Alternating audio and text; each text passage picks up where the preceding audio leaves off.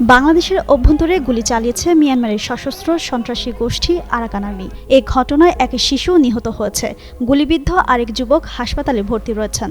রোববার সকালে বাংলাদেশ মিয়ানমার সীমান্তের কাছে কক্সবাজারের টেকনাফের ওয়াইক্যাং তেতসি ব্রিজ এলাকায় এ ঘটনা ঘটে। এরপর এলাকায় ছড়িয়ে পড়ে আতঙ্ক।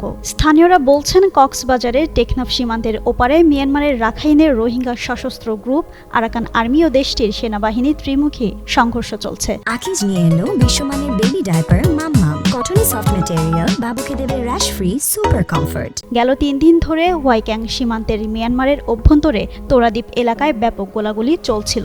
এরই মধ্যে সীমান্তবর্তী এলাকায় মাছ ধরতে গেলে বৃহস্পতিবার গুলিবিদ্ধ হন এক বাংলাদেশি জেলে। এছাড়া রোববার সকালে গুলিবিদ্ধ হয় হুজাইফা সুলতানা আফনান নামের ওই শিশু ও এক যুবক। পরে হাসপাতালে নেওয়ার পথে শিশুর মৃত্যু হয়। ক্ষুব্ধ ও আতঙ্কিত স্থানীয়রা সড়কে নেমে বিক্ষোভ শুরু করেন। সীমান্তের নিরাপত্তা জোরদার সহ বিজিবির কাছে কার্যকর ব্যবস্থা নেওয়ার দাবি জানান তারা। শিশু নিহতের খবরটি নিশ্চিত করেছেন কক্সবাজার জেলা পুলিশের মুখপাত্র ও অতিরিক্ত পুলিশ সুপার আলোক বিশ্বাস। পুলিশ বলছে, গুলিতে শিশু নিহত হওয়ার খবর তারা পেয়েছেন। বিষয়টি খতিয়ে দেখা হচ্ছে, বিস্তারিত পরে জানাবেন।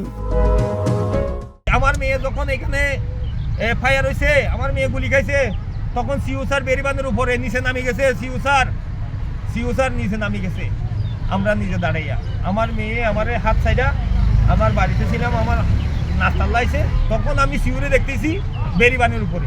যখন আমার মেয়ে একটা গুলিটা আসতেছে, তখন গুলি যখন ফায়ারিং এদিকে হতেছে, আমাদের টেকনাফের সিউ সোসাইটি ব্যাটালিয়নের সিউ নিচে নামে গেছে।